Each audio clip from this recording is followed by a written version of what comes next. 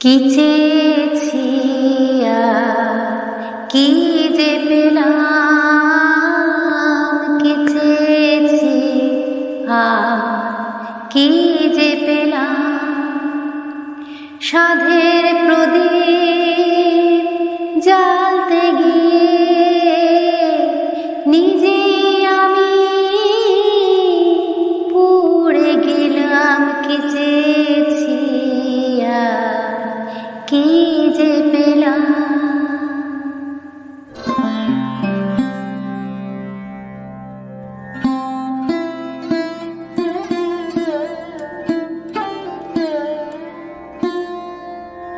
নমস্কার বন্ধুরা, গল্পে কথায় বন্ধি চ্যানেলে গানে গল্পে কথায় আবারও তোমাদের স্বাগত।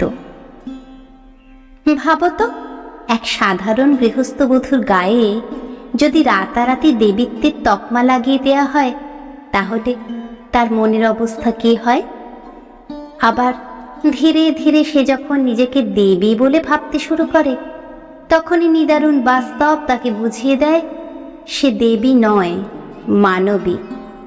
তখনই বা তার কি নিদারুণ পরিণতি হতে পারে। হ্যাঁ বন্ধুরা, আজ আমি পাঠ করব এই বিষয়ের উপর প্রভাত কুমার মুখোপাধ্যায় রচিত একটি মর্মস্পর্শী গল্প, দেবী।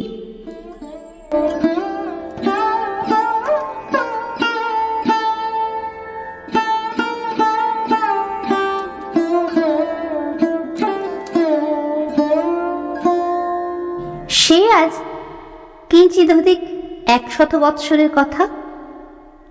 পৌষ মাসের দীর্ঘ রজনী আর কিছুতেই পোহাইতে চাহে না। উমাপ্রসাদের নিদ্রাভঙ্গ হইল। লেপের ভিতর অনুসন্ধান করিল, স্ত্রী নাই।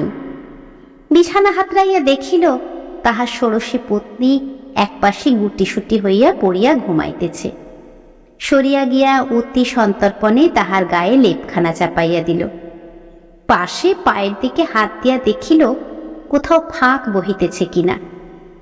উমাপ্রসাদ 62 বর্ষীয় যুবক। সম্প্রতি সংস্কৃত ছাড়িয়া শখ করিয়া পারস্য ভাষা শিক্ষা করিতে আরম্ভ করিয়াছে। মা নাই, পিতা পরম পণ্ডিত, পরম ধার্মিক, নিষ্ঠাবান, শক্তি উপাসক, গ্রামের জমিদার। সম্মানের সীমা নাই। অনেকের বিশ্বাস উমাপ্রসাদের পিতা কালীকিঙ্কর রায় মহাশয় একজন প্রকৃত সিদ্ধ পুরুষ, আদ্যাশক্তির বিশেষ অনুগৃহীত। গ্রামের আবাল বৃদ্ধ তাহাকে দেবতার মতো শ্রদ্ধা করে। উমাপ্রসাদ আপনার নবীন জীবনে সম্প্রতি নবপ্রণয়ের মাদকতা অনুভব করিতে আরম্ভ করিয়াছে। 5 বৎসর পূর্বে তাহার বিবাহ হইয়াছে বটে, কিন্তু পত্নীর সহিত ঘনিষ্ঠতার সূত্রপাত এই নূতন। স্ত্রীর নাম দয়াময়ী। স্ত্রীর গাত্র আবৃত করিয়া উমাপ্রসাদ তাহার গণ্ডস্থলে একখানি হাত রাখিল। দেখিল সে স্থান শীতে শীতল হইয়া গিয়াছে। অত্যন্ত ধীরে ধীরে পত্নীর মুখ চুম্বন করিল। যেরূপ নিয়মিত তালে দয়াময়ীর নিঃশ্বাস বহিতেছিল, সহসা তাহার ব্যতিক্রম হইল। উমা জানিল স্ত্রী জাগিয়াছে। মৃদুস্বরে ডাকিল, দয়া। দয়া বলিল, কে?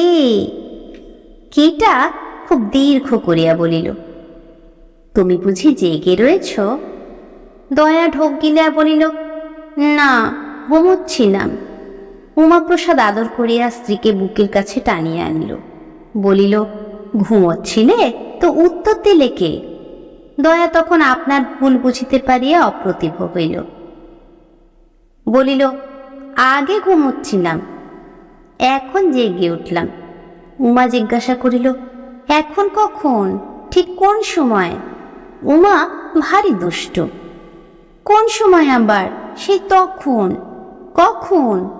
যাও, আমি জানি নে বলিয়া দয়া স্বামীর বাহুপাশ হইতে মুক্ত হইবার বৃথা চেষ্টা করিল। ঠিক কখন জাগিয়াছি দয়াও কিছুতে বলিবে না, তাহার স্বামীও কিছুতে ছাড়িবে না। কিয়ৎক্ষণ মান অভিমানের পর দয়ার পরাজয় হইল। উত্তর দিল, সে যখন তুমি বলিয়া থামিল। আমি কি করলাম? দয়া খুব তাড়াতাড়ি করিয়া বলিল, সে যখন তুমি আমায় চুমু খেলে। হলো? মা গো মা, এত জানো। তখনও এক প্রহরের অধিক রাত্রি আছে। দুজনে কত কথা আরম্ভ হইল। অধিকাংশ কথারই না আছে মাথা, না আছে মুন্ড। হায়, 100 বৎসর পূর্বে আমাদের প্রপিতামহগণের তরুণ বয়স্ক মাতা পিতাগণ অসার অপদার্থ আমাদেরই মতো এমনি চঞ্চল মতিগতি ছিলেন। অত বড় শাক্ত পরিবারের সন্তান হইয়াও উমাপ্রসাদ সে পর্যন্ত একদিনও স্ত্রীর নিকট মুদ্রা প্রকরণ বা মাতৃকান্যাসের কোনো প্রসঙ্গ উত্থাপন করে নাই এবং যম নিয়মাদি সম্বন্ধে তাহাকে সম্পূর্ণ অজ্ঞ রাখিয়াছিল। নানা কথার পর উমাপ্রসাদ বলিল, দেখো, আমি পশ্চিমে চাকরি করতে বেরোব। দয়া বলিল, তোমার আবার চাকরি করা কেন? তোমার কিসের দুঃখ? জমিদারের ছেলে হয়ে কেউ চাকরি করে নাকি? এখানে আমার দুঃখ আছে বই কি। কি? তুমি যদি আমার দুঃখ বুঝবে তাহলে আর আমার দুঃখ কিসের? শুনিয়া দয়া ভারী অপ্রস্তুত হইয়া গেল। ভাবিতে লাগিল, কি দুঃখ? ভাবিয়া কিছুই স্থির করিতে পারিল না। একটু দুষ্টামি বুদ্ধি আসিল। বলিল, তোমার কি দুঃখ? আমি বুঝি মনের মতো হইনি? দয়া জানিত এ কথা বলিলে উমাপ্রসাদকে আঘাত করা হইবে। উমাপ্রসাদ প্রিয়া মুখে অজস্র চুম্বন বর্ষণ করিয়া এই আঘাতের প্রতিশোধ লইল। পরে বলিল, আমার দুঃখ তোমাকে নিয়েই বটে। সমস্ত দিন আমি তোমায় পাইনে, শুধু রাত্রিটি পেয়ে স্বাদ মেটে না। বিদেশে চাকরি করতে যাব, সেখানে তোমায় নিয়ে যাব, কেমন দুজনে একলা থাকবো সারা দিন সারা রাত। চাকরি করবে তো সারাদিন আমাকে নিয়ে থাকবে কেমন করে? আমাকে তো একলা ফেলে তুমি কাছারি চলে যাবে। কাছারি গিয়ে খুব শিগগির শিগগির করে ফিরে আসবো। দয়া ভাবিয়া দেখিল, তা হইতে পারে বটে, কিন্তু বাধা বিপত্তি যে অনেক। তুমি তো নিয়ে যাবে, সবাই যেতে দেবে কেন? এখান থেকে কি নিয়ে যাব? যখন শুনবো তুমি বাপের বাড়ি রয়েছ, তখন চুপি চুপি এসে তোমায় সঙ্গে করে নিয়ে যাব। শুনিয়া দয়া হাসিল। এও কি সম্ভব নাকি? কতদিন আমরা থাকবো সেখানে? অনেক বছর থাকবো। দয়া মুচকি মুচকি হাসিতেছিল। সহসা একটা কথা তার মনে পড়িয়া গেল। বলিল, খোকাকে ফেলে কি অনেক বছর আমি বিদেশে থাকতে পারবো? উমাপ্রসাদ স্ত্রীর গালে গাল রাখিয়া কানের কাছে বলিল, ততদিন তোমারও একটি খোকা হবে। কথাটি শুনিয়া দয়ার ওষ্ঠপ্রান্ত হইতে কর্ণমূল পর্যন্ত লজ্জায় রাঙা হইয়া উঠিল, কিন্তু অন্ধকারে তাহাকে দেখিতে পাইল না। উল্লিখিত খোকাটি উমাপ্রসাদের জ্যেষ্ঠ সহোদর তারাপ্রসাদের একমাত্র সন্তান। স্বয়ং উমাপ্রসাদ এবাড়ির শেষ খোকা। এই পরিবারে খোকা রাজার সিংহাসন বহুকাল শূন্য ছিল, তাই খোকার বড় আদর।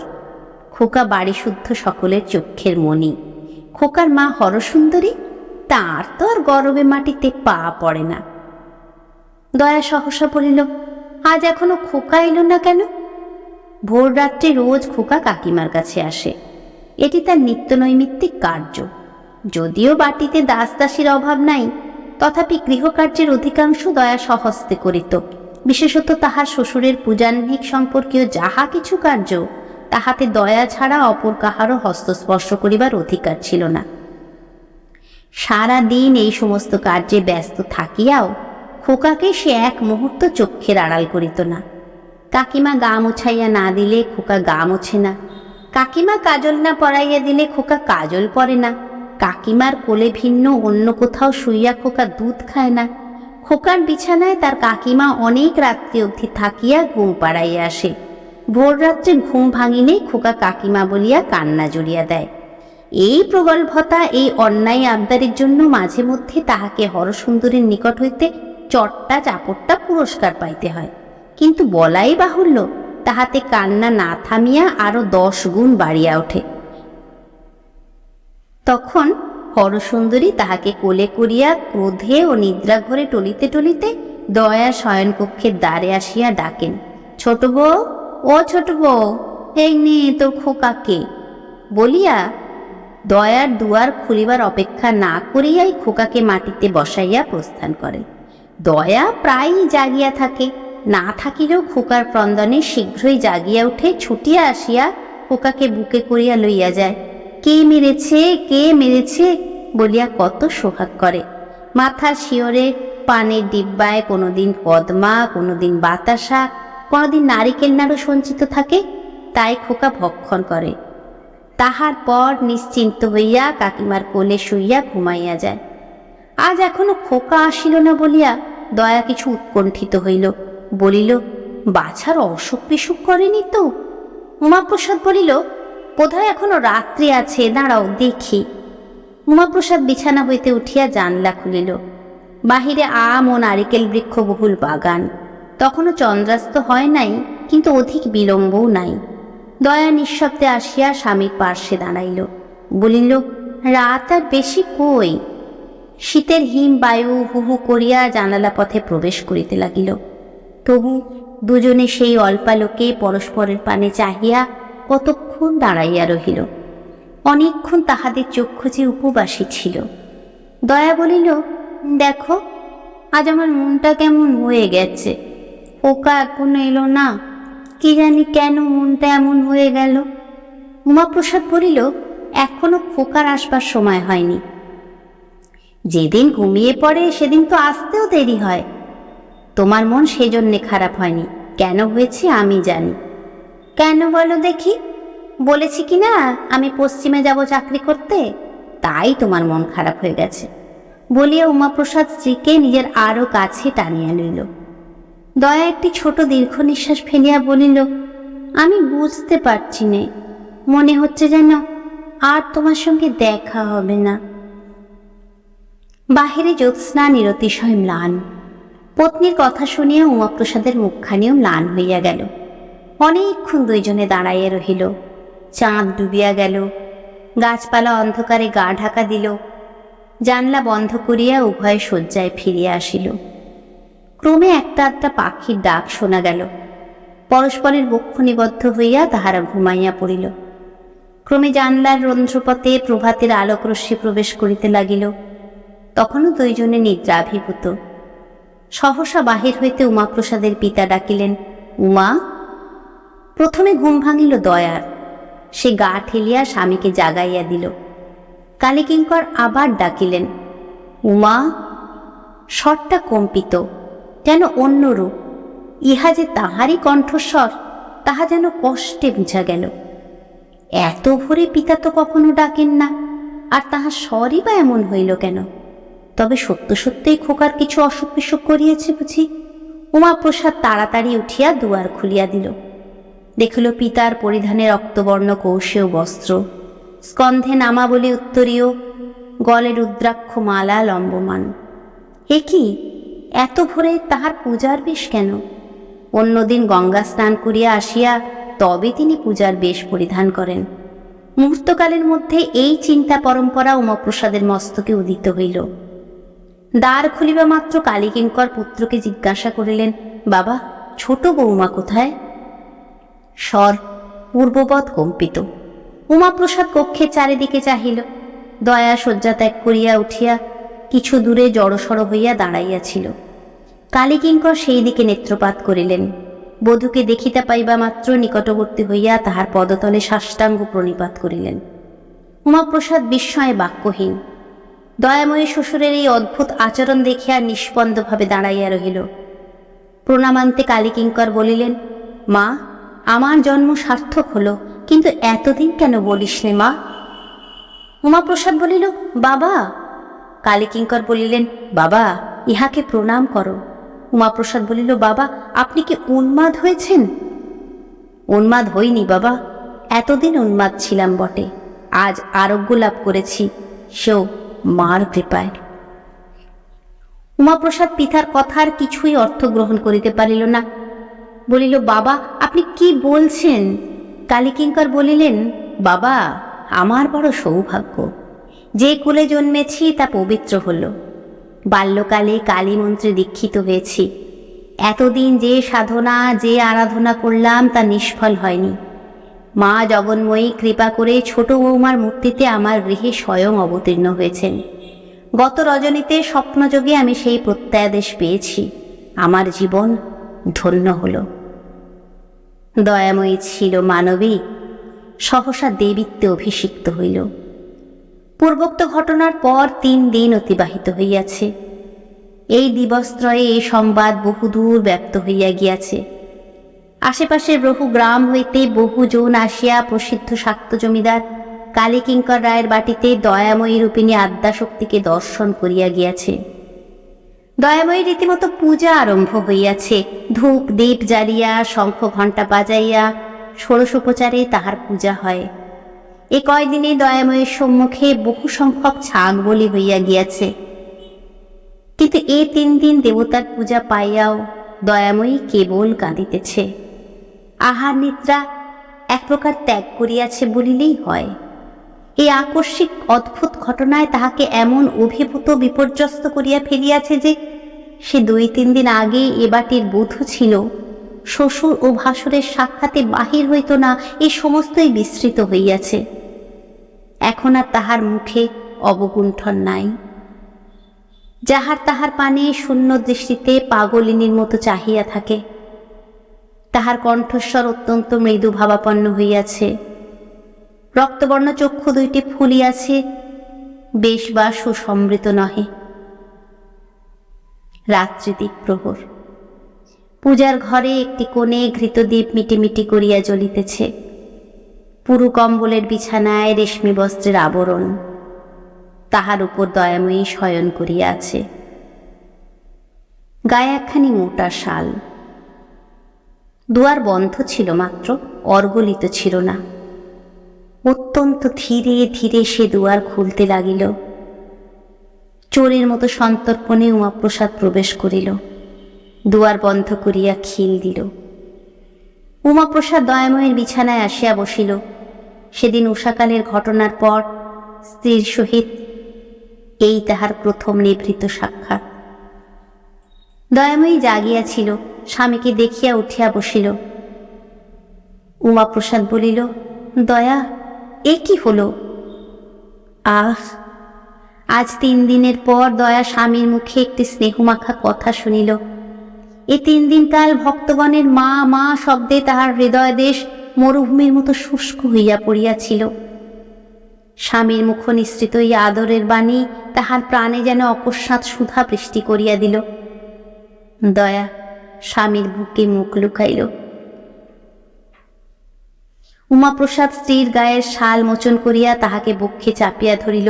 উচ্ছ্বসিত স্বরে বারংবার বলিতে লাগিল, দয়া, এ কি হলো, এ কি হলো? দয়া নির্বাক। উমাপ্রসাদও কিয়ৎক্ষণ নীরব রহিল। তারপর বলিল, দয়া, তোমার কি মনে হয় যে কথা সত্যি? তুমি আমার দয়া নও, তুমি দেবী? এইবার দয়া কথা কহিল। বলিল, না, আমি তোমার স্ত্রী ছাড়া আর কিছু নই, আমি তোমার দয়া ছাড়া আর কিছু নই, আমি দেবী নই, আমি কালী নই। এই কথা শুনিয়া উমাপ্রসাদ সাগ্রহে স্ত্রীর মুখ চুম্বন করিল। বলিল, দয়া, তবে চলো আমরা এখান থেকে পালিয়ে যাই। এমন কোনো দূর দেশে গিয়ে থাকবো যেখানে কেউ আর আমাদের সন্ধান পাবে না। দয়া বলিল, তাই চলো, কিন্তু কি উপায়ে যাবে? উমাপ্রসাদ বলিল, সে সমস্ত আমি ঠিক করব, কিছু সময় যাবে। দয়া বলিল, কবে কবে? শিগগির ঠিক করো, নইলে বেশি দিন আমি বাঁচব না। আমার প্রাণ ওষ্ঠাগত হয়েছে। যদি মৃত্যু না হয় তবে আমি পাগল হয়ে যাব। উমাপ্রসাদ বলিল, না দয়া, তুমি কিছু ভেবো না। 3 সাত তুমি ধৈর্য ধরে থাকো। আজ শনিবার, আগামী শনিবার রাত্রে তোমার কাছে আসবো, আবার তোমাকে নিয়ে গৃহত্যাগ করব। এই 7 দিন তুমি আশায় বুক বেঁধে কাটিয়ে দাও, লক্ষ্মী আমার, সোনা আমার। দয়া বলিল, আচ্ছা। উমাপ্রসাদ বলিল, এখন তবে যাই, কেউ আবার এসে না পড়ে। বলিয়া সে পত্নীকে গাঢ় আলিঙ্গন করিয়া বিদায় লইল। পরদিন প্রভাতে দয়াময়ীর পূজা যখন প্রায় শেষ হইয়া আসিয়াছে, তখন গ্রামের এক 80 বর্ষ বয়স্ক বৃদ্ধ লাঠিতে ভর করিয়া আসিয়া উপস্থিত হইলেন। তাহার কোটরান্তর্গত চক্ষু দিয়া দরদর ধারায় অশ্রু প্রবাহিত হইতেছে। আসিয়াই দয়াময়ীকে দেখিয়া গলবস্ত্র হইয়া তাহার সম্মুখে জানু পাতিয়া যুক্ত করে বলিতে লাগিলেন, মা, আমি চিরকাল তোমার পুজো করে এসেছি। আজ আমার বড় বিপদ মা, আজ ভক্তকে রক্ষা করো। দয়াময়ী বৃদ্ধির পানে ফ্যাল ফ্যাল করিয়া চাহিয়া রহিল। পুরোহিত বলিলেন, কেন দাদা, তোমার কি বিপদ হয়েছে? বৃদ্ধ বলিলেন, আমার নাতিটি কয়দিন জ্বর বিকারে ভুগছিল, আজ সকালেই কবরের জবাব দিয়ে গেছে। সে না বাঁচলে আমার বংশলোপ হবে, আমার ভিটে সন্ধে দেবার আর কেউ থাকবে না। তাই মার কাছে তার প্রাণ ভিক্ষা চাইতে এসেছি। কালীকিঙ্কর চণ্ডীপাঠ করিতেছিলেন। তিনি বৃদ্ধের দুঃখে নিরতিশয় দুঃখিত হইয়া দয়াময়ের মুখের পানে চাহিয়া বলিলেন, মা গো, বুড়ো নাতিটিকে বাঁচিয়ে দিতে হবে মা। বলিয়া তিনি বৃদ্ধকে বলিলেন, দাদা, তোমার নাতিকে এনে মার পায়ের কাছে ফেলে রাখো, জমের বাবার সাধ্য হবে না এখান থেকে নিয়ে যেতে। এই কথা শুনিয়া বৃদ্ধ মহা আশ্বস্ত হইলেন। যষ্টিতে ভর দিয়া গৃহাভিমুখে ছুটিলেন। এক দণ্ডকাল পরে বিধবা পুত্রবধূর কোলে নাতিটির সহিত বৃদ্ধ ফিরিয়া আসিলেন। দয়াময়ীর পদতলে বিছানা করিয়া মৃতকল্প শিশুটিকে রাখা হইল। কেবল মাঝে মাঝে চরণামৃতের পাত্র হইতে কুশি করিয়া একটু একটু চরণামৃত লইয়া পুরোহিত তাহার মুখে দিতে লাগিলেন। শিশুর মাতা বিধবা যুবতী, দয়াময়ীর সখী। তাহার ব্যথাকাতর মুখ দেখিয়া দয়াময়ীর হৃদয় ব্যথিত হইল। শিশুটির পানে চাহিয়া দয়াময়ীর চক্ষে অশ্রু ভরিল। একান্ত মনে দেবতাকে প্রার্থনা করিতে লাগিল, হে ঠাকুর, আমি দেবতা হই, কালী হই, মানুষ হই, যেই হই, এই ছেলেটিকে বাঁচিয়ে দাও ঠাকুর। দয়াময়ীর চক্ষে অশ্রু দেখিয়া সকলে বলিয়া উঠিল, জয় মা কালী, জয় মা দয়াময়ী, মায়ের দয়া হয়েছে, মায়ের চোখে জল। কালীকিঙ্কর দ্বিগুণ ভক্তির সহিত চণ্ডীপাঠ করিতে লাগিলেন। বেলা যত বাড়িতে লাগিল, শিশুটির অবস্থা উত্তরোত্তর ততই ভালো হইতে লাগিল। সন্ধ্যার পূর্বে সকলে মত প্রকাশ করিলেন, আর শিশুর জীবনের কোনো আশঙ্কা নাই, স্বচ্ছন্দে বাড়ি পাঠাইয়া দেওয়া যাইতে পারে। দয়াময়ীর দেবীত্ব আবিষ্কারের সংবাদ যত না শীঘ্র চৌদিকে ব্যক্ত হইয়াছিল, তাহার কৃপায় মুমূর্ষু শিশুর প্রাণ রক্ষার সংবাদ অতি সত্বর প্রচারিত হইয়া পড়িল।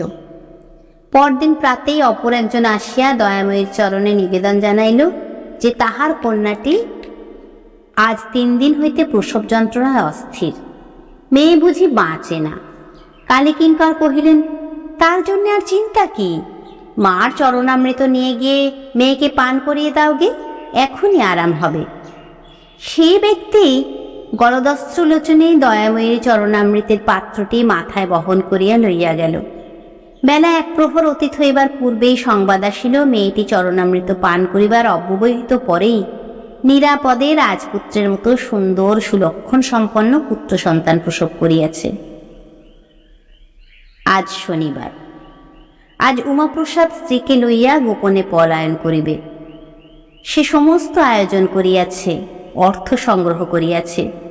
মুর্শিদাবাদ কিংবা রাজমহল কিংবা বর্ধমান এরূপ কোনো নিকটবর্তী প্রসিদ্ধ স্থানে সে যাইবে না, যাইলে ধরা পড়িবার সম্ভাবনা। নৌকা পথে পশ্চিমে যাইবে, অনেক দূর যাইবে। কোথায় এখনো তাহার কিছু স্থিরতা নাই, হয় ভাগলপুর নয় মুঙ্গের। সেখানে চাকরির চেষ্টা করিবে। পথ খরচের মতো অর্থ তাহার নিকট আছে।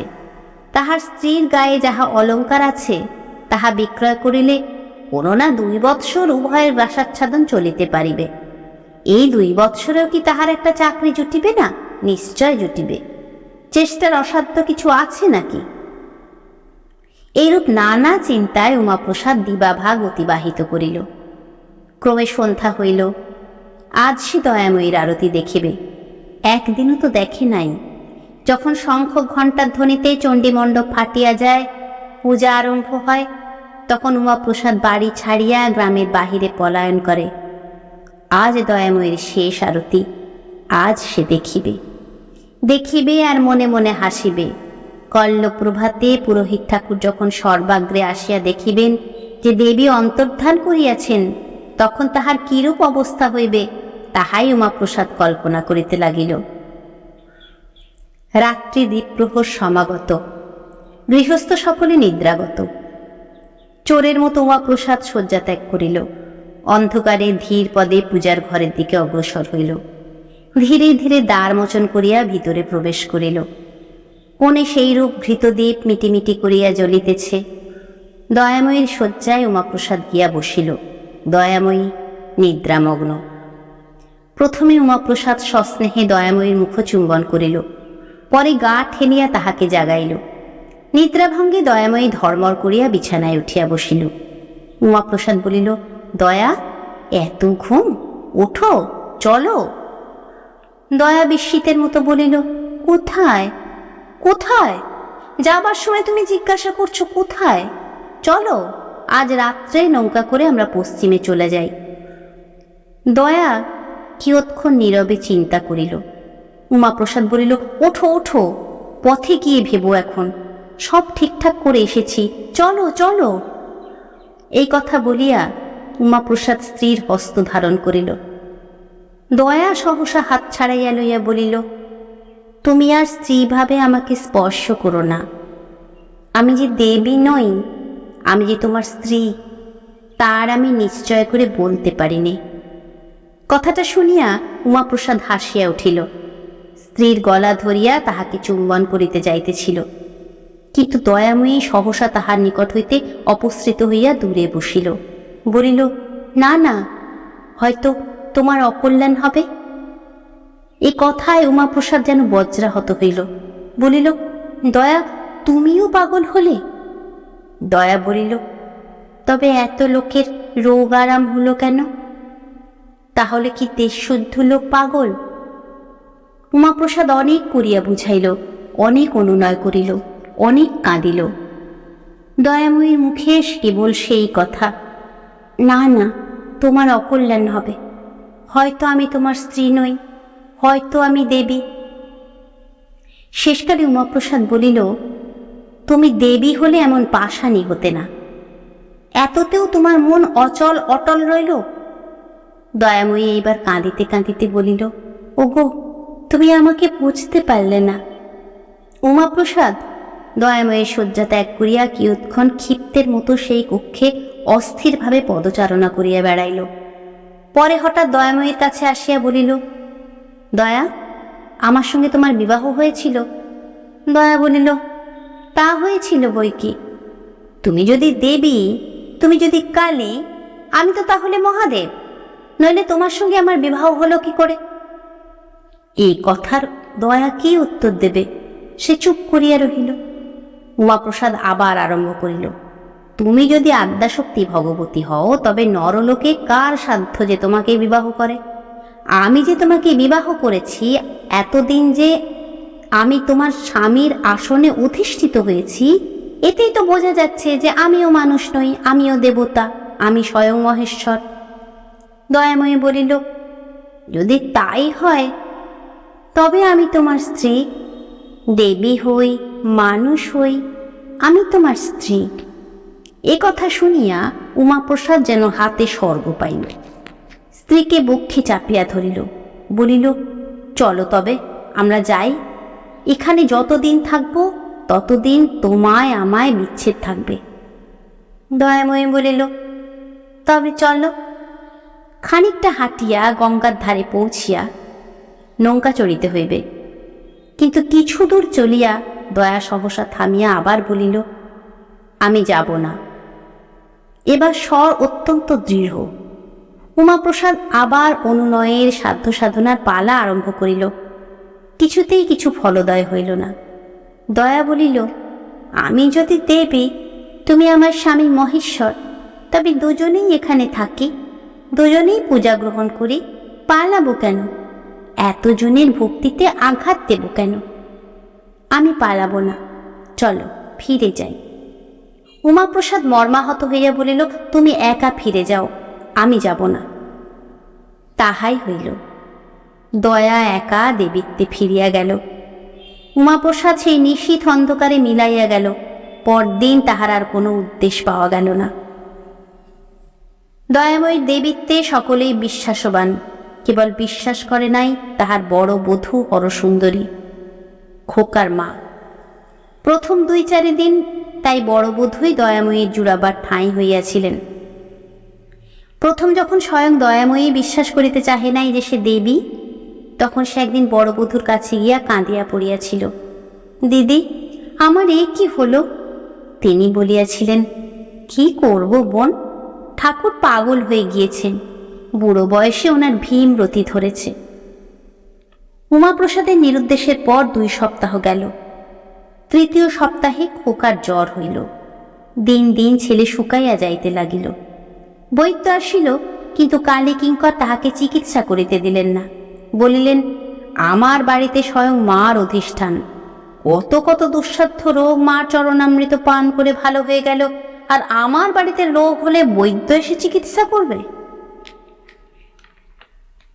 বড় বধূ নিজ স্বামী তারাপ্রসাদের কাছে কাঁদিয়া পড়িলেন, ওগো, ছেলেকে বৈদ্য দেখাও গো, নইলে আমার ছেলে বাঁচবে না। ও রাক্ষসী ডাইনি আমার ছেলেকে বাঁচাতে পারবে না, ওর কি শাস্তি? তারাপ্রসাদ অত্যন্ত পিতৃভক্ত। পিতার বিশ্বাস, মাতার বিধান, এ সমস্ত তিনি বেদের মতো মান্য করেন। তিনি স্ত্রীকে বলিলেন, খবরদার, ও কথা বলো না, ছেলের অকল্যাণ হবে, মা যা করবেন তাই হবে। কিন্তু বড় বধূর প্রতিদিনকার কাকুতি মিনতি ও ক্রন্দনে কর্তা একদিন গলবস্ত্র হইয়া দয়াকে জিজ্ঞাসা করিলেন, মা, খোকার যে ব্যারাম হয়েছে তাতে বৈদ্য দেখাবার কোনো প্রয়োজন আছে কি? দয়াময়ী বলিল, না, আমিই ওকে ভালো করে দেব। কালী কিঙ্কর নিশ্চিন্ত হইলেন, তারাপ্রসাদও নিশ্চিন্ত হইলেন। খোকার মা একদিন একটি বিশ্বস্ত ঝিকে কবিরাজের কাছে পাঠাইয়া দিলেন। যাহা কিছু রোগের বিবরণ সব বলিয়া দিলেন, ঔষধ চাই। কবিরাজ মহাশয় এ প্রস্তাব শুনিয়া দন্তে জিহ্বা দংশন করিয়া বলিলেন, মাতা ঠাকুরনকে বলিস, যখন স্বয়ং শক্তি বলেছেন তিনিই খোকাকে আরোগ্য করে দেবেন, তখন আমি ওষুধের ব্যবস্থা করে অপরাধী হতে পারবো না। যাহার সঙ্গে দেখা হয় তাহাকেই খোকার মা কাঁদিয়া বলেন, ওগো, কিছু ওষুধ বলে দাও, আমার ছেলে বাঁচে না। সকলেই বলে, ও মা, ও কথা বলো না, তোমার ভাবনা কি? তোমার ঘরে স্বয়ং আদ্যাশক্তি বিরাজ করছেন। খোকার ব্যারাম ক্রমেই বাড়িয়া উঠিল।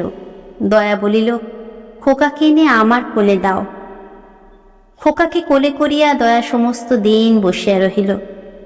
খোকা অনেকটা ভালো রহিল, কিন্তু রাত্রে আবার খোকার ব্যারাম বৃদ্ধি হইল। দয়াময়ী একান্ত মনে একান্ত প্রাণে কত করিয়া খোকাকে আশীর্বাদ করিল, খোকার গায়ে হাত বুলাইল, কিন্তু কিছুতেই খোকা বাঁচিল না।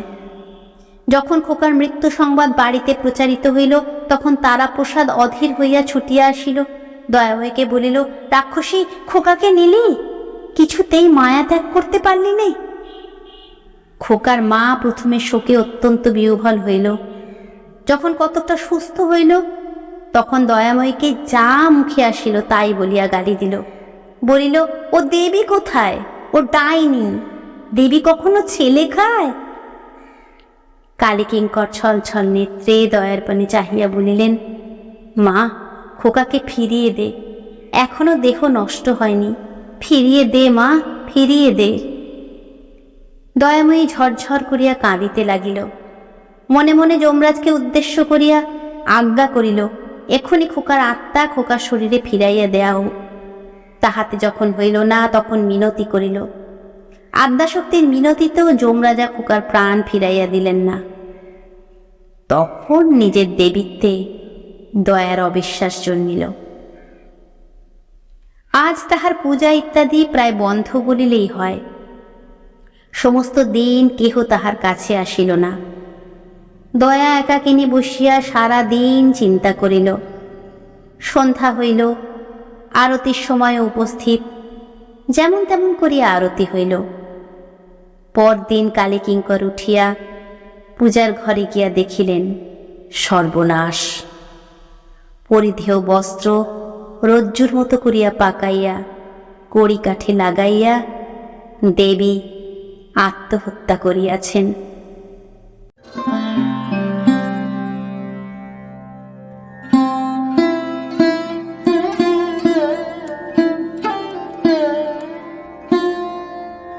দয়াময়ীর কি এই পরিণতি প্রাপ্য ছিল?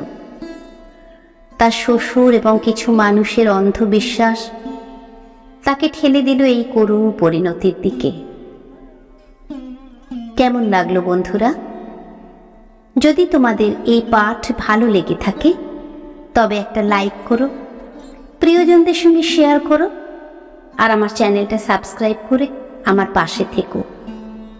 বেল বাটনটা প্রেস করে রেখো এই ধরনের আরো গল্পের নোটিফিকেশন পাওয়ার জন্য। আর অনেকটা ভালোবাসা নিয়ে অপেক্ষা করো আমার পরের গল্পটার জন্য। তোমরা সবাই খুব ভালো থেকো।